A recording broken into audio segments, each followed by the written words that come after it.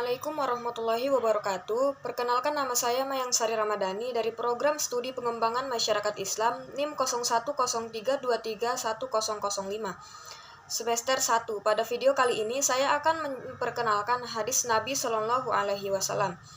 Kata hadis secara etimologi merupakan komunikasi, cerita, percakapan baik dalam konteks agama maupun duniawi, atau dalam konteks sejarah atau peristiwa dan kejadian aktual.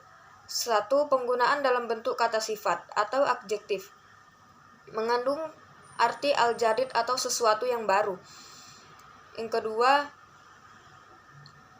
al-khobar, yaitu sesuatu yang dipercakapkan atau dipindahkan dari seseorang kepada orang lain. Yang ketiga, al-qorib, atau sesuatu yang dekat. Penggunaan kata hadis ditinjau dari sudut kebahasaan tersebut juga dapat ditemukan dalam Al-Quran, disebut sebanyak 28 kali dengan rincian 23 dalam bentuk mufrad dan 5 dalam bentuk jamak. Nah, menurut kalangan ulama ushul, sunnah adalah sesuatu yang disandarkan kepada Nabi Shallallahu Alaihi Wasallam. Selain Al-Quran, baik berupa perkataan, perbuatan Nabi Shallallahu Alaihi Wasallam menjadi dalil hukum syara. Sedangkan menurut fuqaha, sunnah adalah hal-hal yang berasal dari Nabi Shallallahu Alaihi Wasallam, tetapi hal itu tidak fardu dan tidak wajib. Khobar, menurut tinjauan istilah sebagaimana dikemukakan oleh Ibnu Hajar al-Asqalani, khobar adalah hadis-hadis yang termasuk marfu, mauquf, dan maktu. Hanya fuqaha Khurasan yang sedikit membedakan khobar dan atsor. Menurut mereka, khobar hanya mauquf, sedangkan atsor berarti hanya termasuk hadis maktu. Atsar secara etimologi berarti baqiyat al-syai'i, yaitu sisa atau peninggalan sesuatu. Sedangkan pengertiannya secara terminologi ada dua pendapat. Yang pertama, atsar adalah sinonim dari hadis, yaitu segala sesuatu yang berasal dari Nabi Shallallahu Alaihi Wasallam. Yang kedua, atsar adalah berbeda dengan hadis.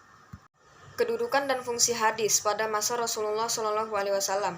Tidak ada sumber hukum selain Alkitab atau Al-Quran dan Al-Sunnah. Di dalam Allah Ta'ala terdapat pokok-pokok yang bersifat umum bagi hukum-hukum syariat tanpa pemaparan rincian keseluruhannya dan pencabangannya, kecuali yang sejalan dengan pokok-pokok yang bersifat umum yang tidak pernah berubah oleh bergulirnya waktu dan tidak berkembang lantaran keragaman manusia dan lingkungan dan tradisi masing-masing.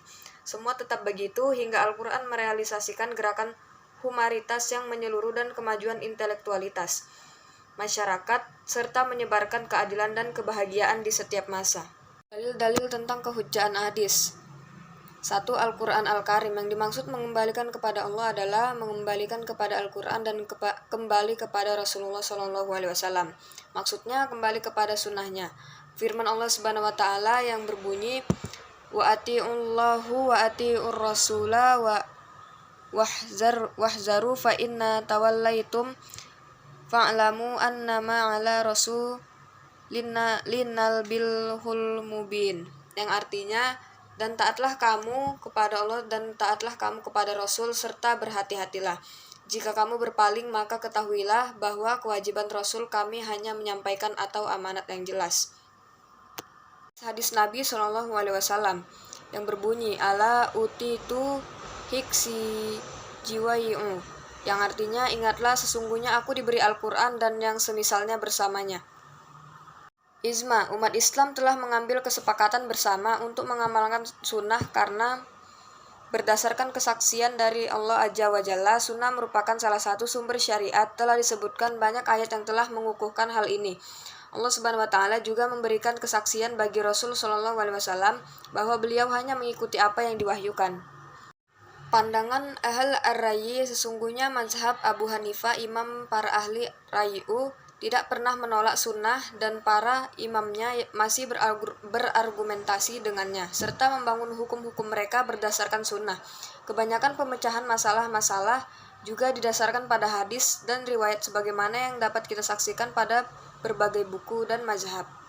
Pandangan para fuqaha. Dengan pasti kami akan tegaskan di sini bahwa semua fuqaha kaum muslimin dari berbagai mazhab dan kawasan, baik yang mempunyai mazhab yang masih bertahan, yang tinggal namanya saja, yang memiliki pengikut maupun yang tidak, mereka memandang penting mengambil sunnah, menetapkan hukum dengannya, serta merujuk kepadanya apabila ada bagian dari agama Allah yang sudah jelas bagi mereka dan tidak dapat dipertentangkan lagi.